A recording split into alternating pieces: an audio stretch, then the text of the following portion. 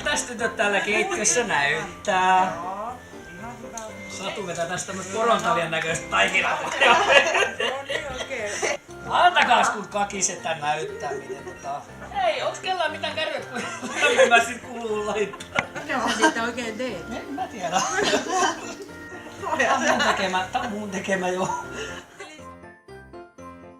Pitää maistaa ihan pieni palasi.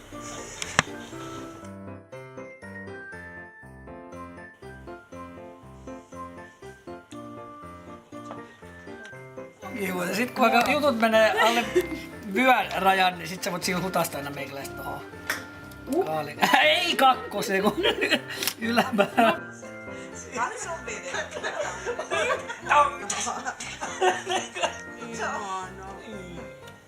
Joulu on semmonen antamisen juhla ja silloin jos milloin niin pitää piparia saada.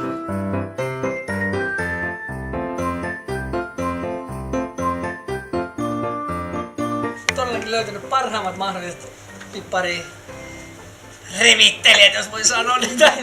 Ja mällitään, niin sä teet. Tämä on kuule suoraan tehtaalta. Hyvää joulua toivottavasti Tervapakki.